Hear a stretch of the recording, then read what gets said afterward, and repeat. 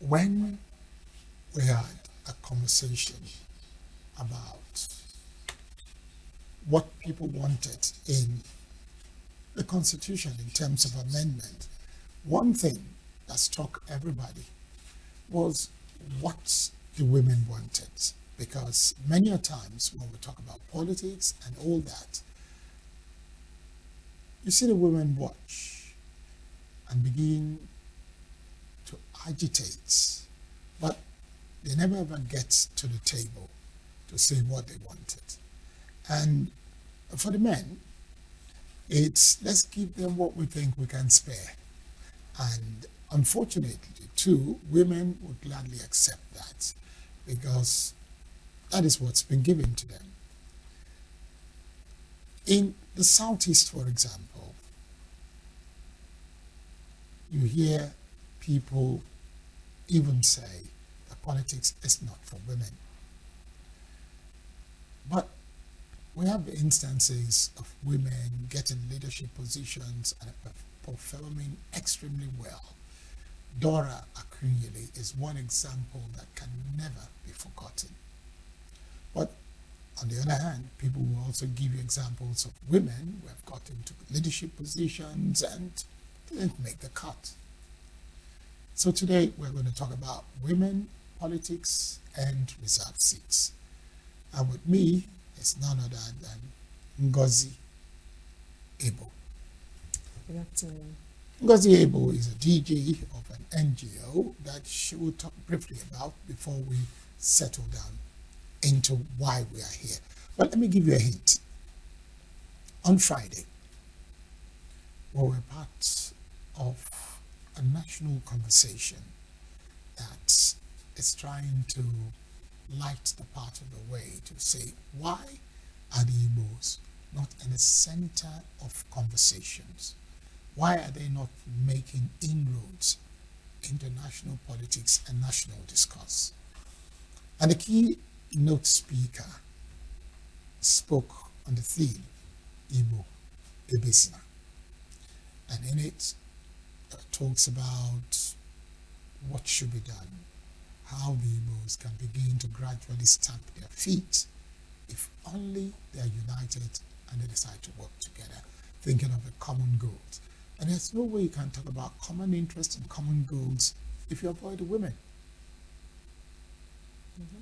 So let's get past your DG-ship and the NGO, and then we'll get into the meat of the matter. Okay, thank you so much. I'm glad to be here. I am Executive Director of Global Initiative for Development, Care of Women and Youth, GIDCOWE. It is a women's rights organization helping to empower women in terms of skills, in terms of everything empowerment means to a woman, and also ensuring that we stem the tide of gender-based violence right here in Enugu State, Nigeria. So that's our major activity. So now, given the fact that we're talking about gender equality and we want to be on the table, not as guests on the table, we want to be part of making those decisions that will impact positively on the gender, whether male, whether female. Why is it that we find it difficult, not just in the Southeast, but to have women stand not just supporting women, but standing tall to hold their own when it comes to issues, either local or national? Why is that so? Okay, I have decided to always believe that women support women. When it looks as though women aren't supporting their own, those women are backed by men to take those actions. Ordinarily, all things being equal, why shouldn't a woman support a woman? But what we see is that the women who come out and we expect them to support a fellow woman have already been promised a whole lot of things by the men. The men hold sway when it comes to power. So the dynamics of power plays in such a way that a woman would see her fellow woman and say, no, I would rather support the man. So that's why it comes out that way. I believe that women support women. But is your belief playing out? Because if we take a quick census, for example, the entire National Assembly, what's the population of women there? 21, 4.5%. It's not because women don't support women. That's not why that is.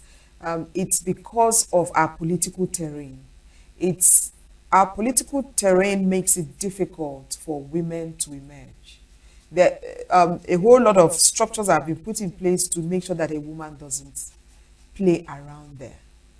So it's not because she's not supported by women, but it's about the political structure. Let's begin from the political party.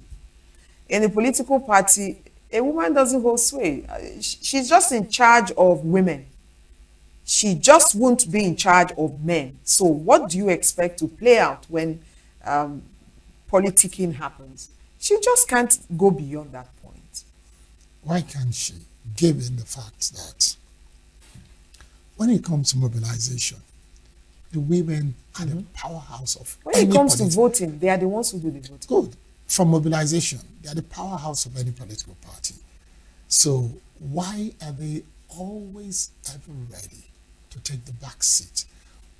Why are they not angling to be either the chairman or the vice chairman of a political party so that they can also follow the constitution of the party and begin to call the shots?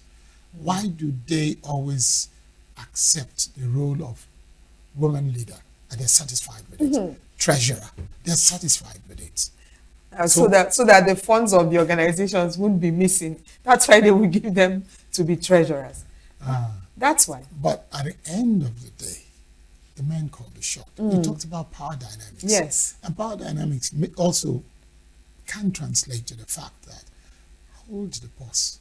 When we make decisions, you bring the money. That's it. And it plays out. You know, time after time. Trace the life of a woman from when she's born in Africa. The conditioning of the female gender is an issue, an issue. Before ever we talk about politics, where is that woman coming from?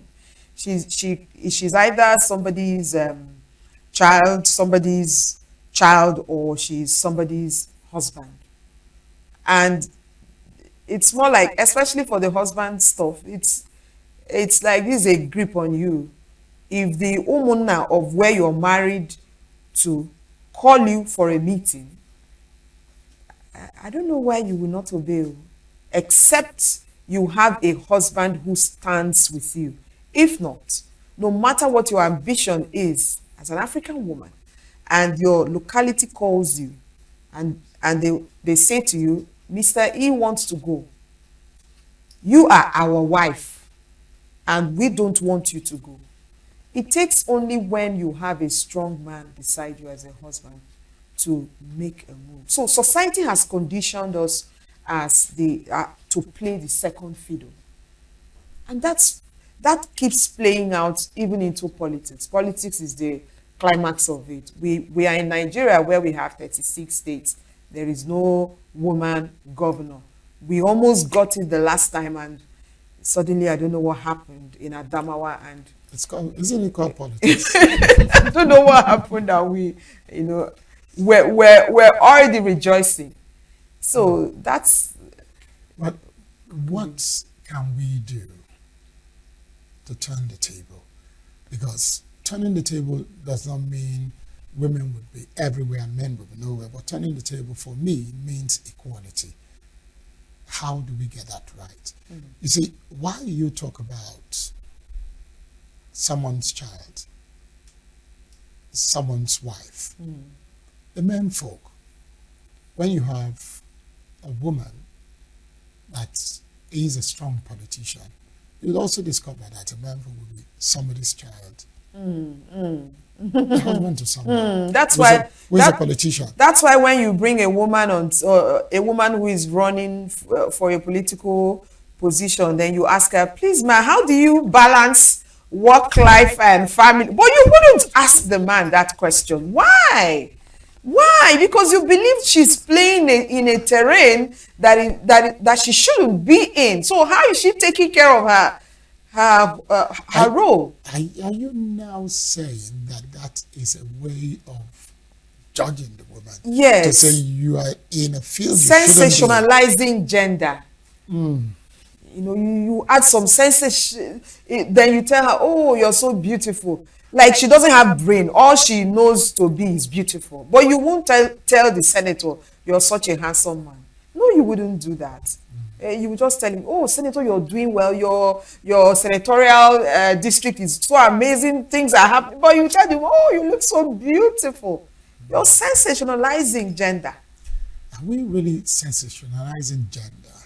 Or it's a matter of looking at the woman or the man and telling them what they want to hear?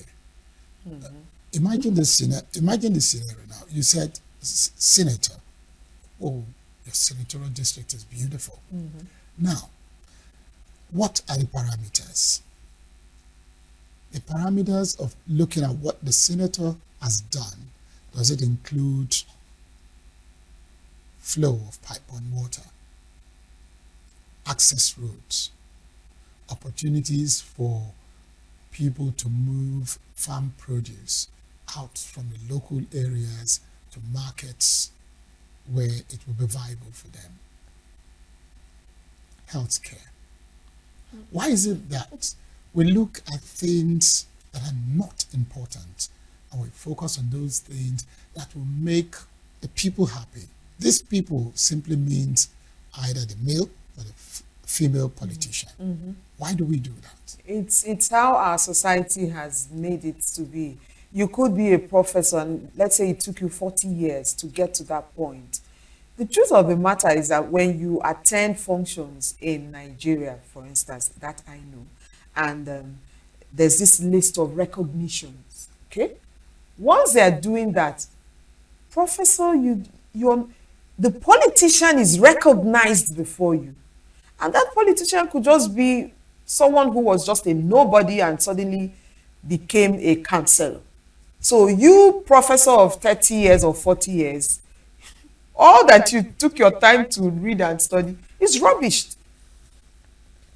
In the chain of their recognition, the politician is higher than the professor. So what do you expect society to do? What can we do about it? Because why I keep asking that question is, you said in Nigeria.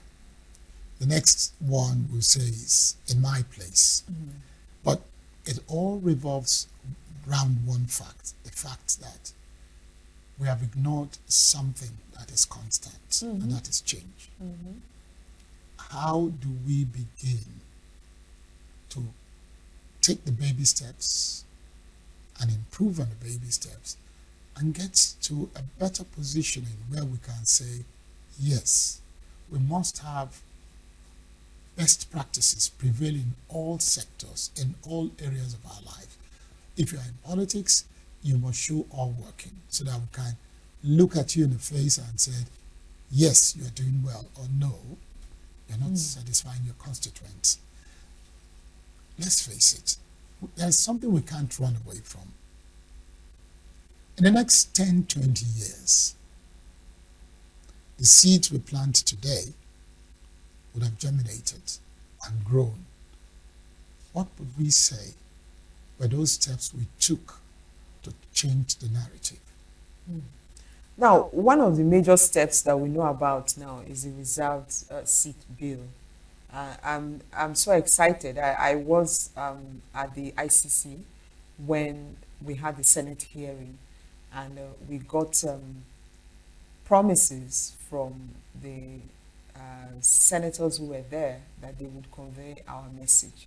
If that happens, it opens up, it opens up the terrain for women to come in, even though it's a palliative measure. But at least let's even have the palliative measure. It's about how our culture views a woman. Leave politics aside. Let's begin from home, that's where charity begins.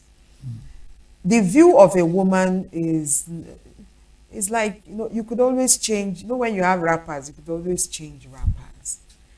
Women, and when we say bride price, some men believe I just bought another property, and that property is a woman.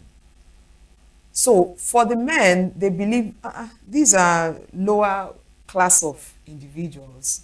We can't hand power over to them, and we can't make the terrain conducive for them to play in. And it's played out. For me, it's more like having to walk with one leg. How far can you go? That's why most undeveloped or developing nations are nations where the voices of women are not heard. Developed nations, or nations that are thriving, are nations where the voices of women are heard. Let's not go too far. Rwanda, can you imagine? Even Senegal. So what's wrong with us? There is this, I don't know whether it's fear that, if you give it to a woman, who knows whether you can you can get it back. So that has kept us where we are. But if the reserved seat bill, or if the voices of the women, would be listened to, then, and that bill assented to, it will begin to open the political terrain for more women to play. Okay, let me spoil your fun. Let me be a spoiler here. No problem. No, just be patient. Now, you're talking about a reserve bill with a guarantee for 16 years. Now, what is your strategy to ensure that those reserved seats will be filled with women that will sound loud and clear anytime they stand to talk about how to impact and move the women agenda forward? Is there any strategy? Because as we're having this conversation, the men, the politicians, are going to look at who and who are we going to get. Yes, there are women, all right, to fill these reserved seats even before it's signed into law, because they know if it's going to make it or not. And then these women will be the ones pushing our agenda anytime they have their meetings. So what is your strategy? Because I know you're one of the advocates. What is your strategy to ensure that these seats are for women with vocal powers and a goal of making impact? So that after 16 years, you would have women that can stand and vie for elections and win without enjoying palliatives. Okay, first, I would also want to take on the first part of that question. What's our strategy to ensure that we have women who would hold forth? Okay. First, I also want to ask, most times when we talk about this issue of women in politics, and someone would say, you wouldn't even know the kind of woman that would emerge. I also want to throw it back to the men. What's our strategy in Nigeria to ensure that we have credible men who get into positions of authority? I think even Jesus, in selecting his disciples, as much as he was God, inside that disciple, we had one that was not like others. If the figures are increased, the propensity of having one or two or three, I'm not saying all of them, of having one or two or three that could be voices for women would be higher. If the figures are lower, then the propensity of having it would also be lower. That's how I want to put it, because we just can't vouch for women now. Someone could be promised heaven and earth and all, and person could get in there and not really act as we would want to. But let the numbers be increased. Within that number, there's a probability of us getting one or two or three votes. 3%. No, one voice, one strong voice can lead a movement. And you also remember, one strong voice filled with empty drums around those empty drums sound louder. They will drown that voice. The men are no You- better. That's my point. But look at the difference is simply this. The men are standing already. The men are standing already. Now, the entire strategy of the palliative and going 16 straight years unbroken with the reserve seats is a way of raising women that can be strong enough to understand what it takes to be in a parliament, and then not just make laws, but also know how to lobby everything concerning political dynamics. Let them give us the reserve seats first. First, Yes. okay, which means the strategy is known already. Yes. You just need the seats. Let's get the seats, because I know that one of the things that we have done and we keep doing, especially for civil society organizations, is political trainings and empowerment. As I speak now, there's an organization called Warrior Dev. They are currently training women who are in politics, irrespective of the party. So we have these trainings already in place. I'm not saying that everyone will turn out fine. That's why I said if the numbers are increased, the probability of us getting, sound voices will be higher. So let's get it. All right, Ngozi, before I say thank you very much for joining us, what would you look forward to beyond the reserve seats? I look forward to a society that values the other gender and believes that she has something to contribute. For me, I see it as a kind of violence when my voice is not heard, my issues are not well addressed, because you can't address issues that don't bother you as a person. It has to be the person who it really bothers that should be able to address it. So it's an imbalance, it's an anomaly, and it's high time we corrected it in Nigeria. So let the reserve seat bill be an avenue through which we begin the correction process. That's what I see. And I think I give you my 100% support for that. Thank you very much. Thank you. Ngozi Ebo, for coming on Thank to you. Southeast News. It's been my pleasure having you here. Same here. Thank you. I hope to see you again sometime. Thank you so And that's how we call it a wrap for this edition of Southeast News. Barry Kumuado is my name. I'll be here tomorrow. Thank you.